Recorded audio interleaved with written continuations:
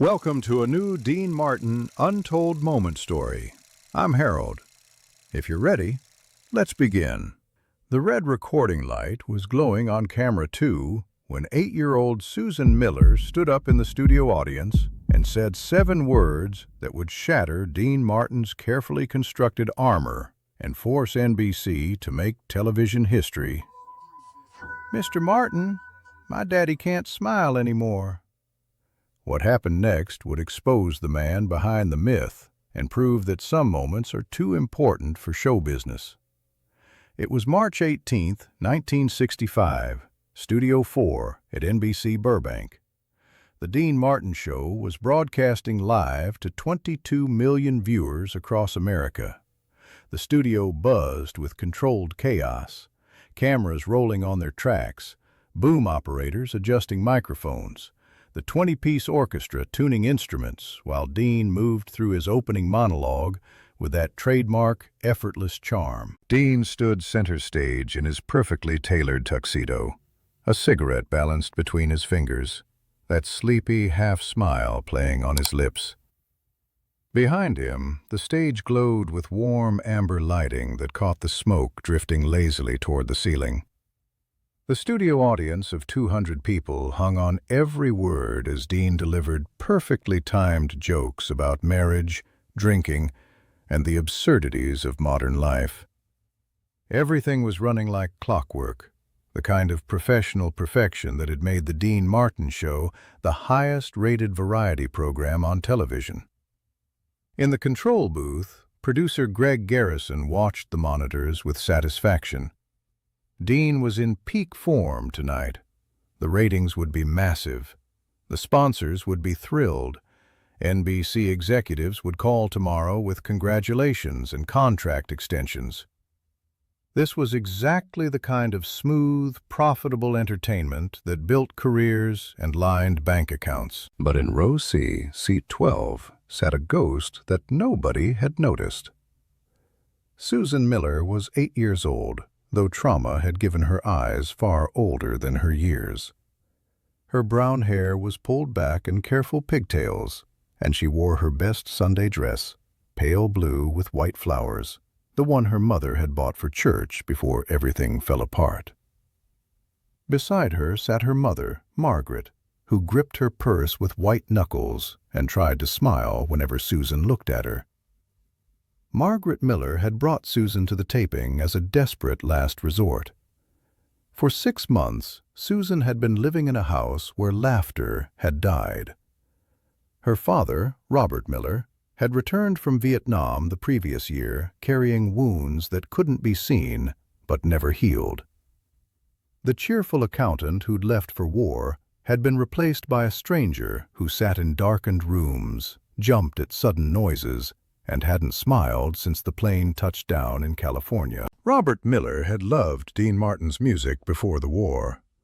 "That's class," he'd tell Susan, dancing with her around the living room when That's Amore played on the radio. "That's how happiness sounds." But the man who came home from jungle warfare couldn't bear music anymore. The house had become a tomb of silence, broken only by Robert's nightmares and Margaret's muffled crying. Susan didn't understand PTSD or survivor's guilt or combat trauma. She only knew that her daddy had stopped being happy, and all the doctors in the world couldn't bring his smile back. Margaret had tried everything: specialists, medications, therapy sessions that left Robert more withdrawn than before. Tonight was her last hope. Maybe seeing Dean Martin, hearing that voice that had once made her husband dance, might crack the wall of darkness that had swallowed the man she'd married. Dean moved through his monologue with practiced ease, drawing laughs from the studio audience and the millions watching at home. He was discussing the challenges of marriage when Susan Miller decided she'd waited long enough. "Mr. Martin!" Her small voice cut through the laughter like a church bell in a thunderstorm. Dean stopped mid-sentence. The orchestra faltered. 200 people turned to stare at the 8-year-old girl who was now standing on her chair, waving her small hand frantically. In the control booth, Greg Garrison's satisfaction evaporated instantly. This was live television. There were no do-overs, no editing, no controlling what happened next. "Camera 3, stay tight on Dean," he barked into his headset. "Don't you dare cut to that kid." But Dean Martin was already looking directly at Susan, his professional smile wavering slightly. In 30 years of entertaining, he'd developed an instinct for when something mattered more than the show. "Well, hello there, sweetheart," Dean said gently. "What's your name?" "Susan. Susan Miller." Her voice was small but determined, carrying clearly through the studio microphone. "Susan Miller," Dean repeated, walking closer to the edge of the stage. "That's a beautiful name. What can I do for you, Susan?" Margaret Miller tried to pull her daughter back into her seat, whispering urgently. But Susan had something to say, and she'd waited 6 months to say it. "Mr. Martin," Susan said, her 8-year-old voice trembling with emotion, "my daddy can't smile anymore." The studio went dead silent. Dean felt something cold settle in his chest. 22 million people held their breath. "He can't smile?" Dean asked softly. "No, sir. He came home from the war, but he's not happy anymore. Mommy says he's sick, but not the kind of sick with medicine. The doctors can't fix him." Susan's voice grew stronger, more urgent. "But Daddy used to dance with me when you sang. Before he went away to fight. He said you sounded like happiness." In the control booth, executives were frantically debating whether to cut to commercial. This wasn't entertainment. This was raw human pain being broadcast to America. Sponsors didn't pay for tears. Audiences wanted escapism, not reality. But Dean Martin was already making his choice. He set down his cigarette and walked to the steps at the side of the stage. "Susan," Dean said, his voice carrying a weight that hadn't been there during the monologue, "is your daddy here tonight?" "No, sir. He doesn't leave the house much anymore. He sits in his room and looks at the wall. Mommy brought me here because she thought maybe if I could talk to you, you could help make him smile again." Dean reached the studio floor and walked toward row C. The cameras followed uncertainly. This wasn't scripted. This wasn't professional. This was a conversation between a broken child and a man who was slowly understanding the weight of what she was carrying.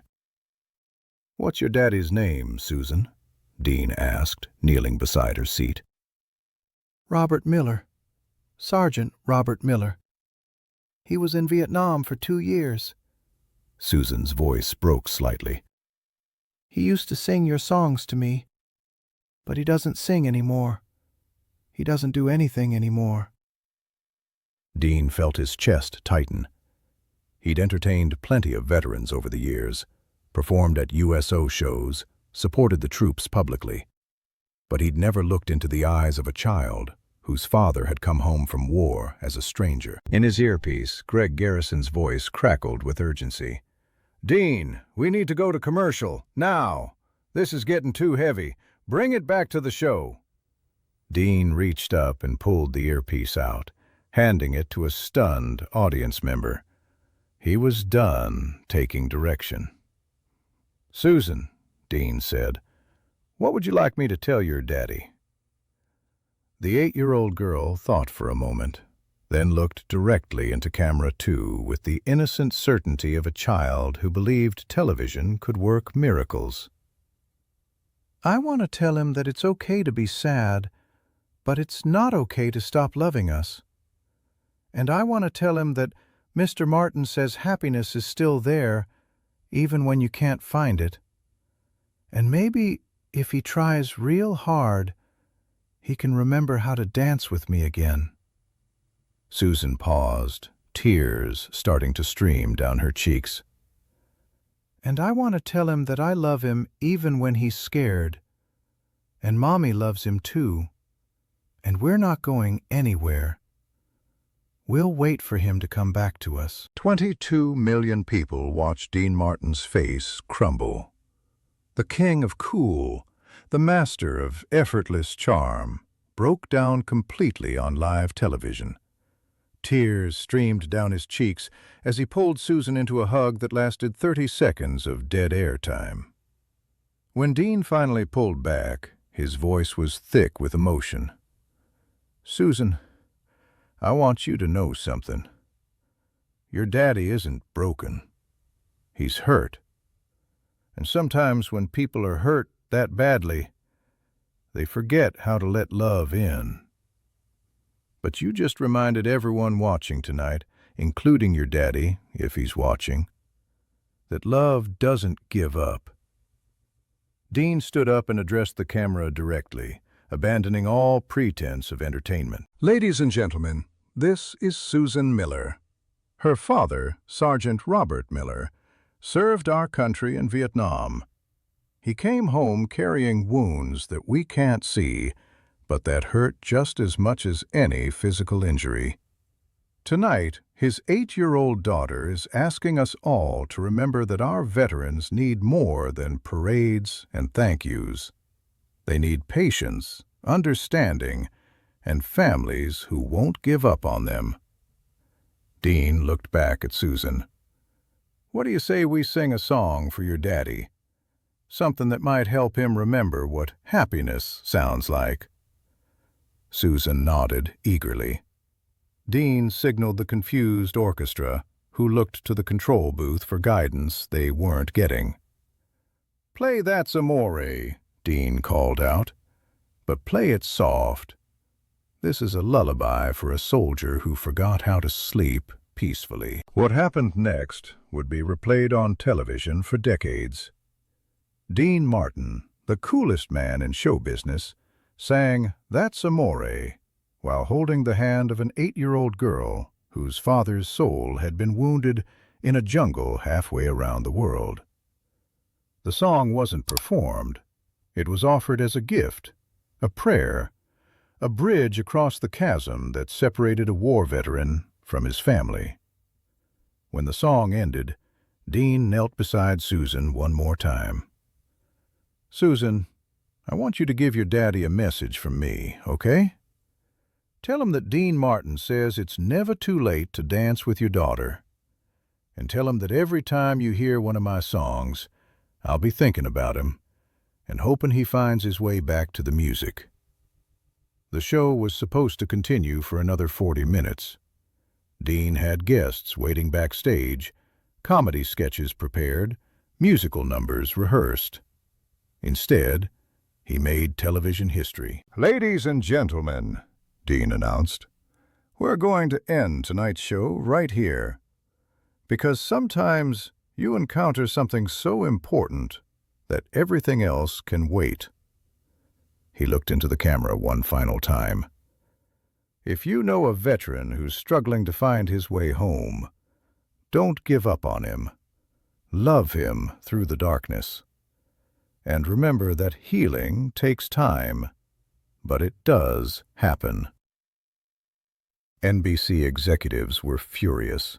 Sponsors demanded explanations. The show had ended 38 minutes early, costing the network hundreds of thousands in advertising revenue. But something extraordinary happened in the days following the broadcast. NBC received over 50,000 letters from viewers. Veterans wrote to thank Dean for acknowledging their struggles. Families shared their own stories of loved ones changed by war. Mental health professionals praised the show for bringing attention to what would later be called PTSD. And 3 days after the broadcast, Margaret Miller called NBC with news that made grown executives cry. Robert Miller had watched the show. For the first time in 6 months, he'd asked Susan to dance. They'd played That's Amore on the record player, and Sergeant Robert Miller had taken his daughter's hands and swayed to the music, while tears streamed down his face. Dean Martin never spoke publicly about the letters he received from the Miller family over the years. Robert's recovery was slow, marked by setbacks and breakthroughs, but he did recover. Susan grew up with a father who learned to smile again, to sing again, to dance with his daughter in the living room, while Dean Martin's voice filled their house with the sound of happiness returned. The 8-year-old girl who stopped live television became a psychologist specializing in helping children cope with parents who'd experienced trauma. She credited that night on the Dean Martin Show with teaching her that sometimes the most powerful thing you can do is simply refuse to give up on someone you love. Dean Martin proved that night that the greatest performances aren't about entertainment. They're about connection. In a world that often treats trauma as something to be hidden or ignored, he chose to stop everything and listen to a child's pain. He traded professional polish for human authenticity, and in doing so, created a moment that mattered more than any joke or song he'd ever delivered.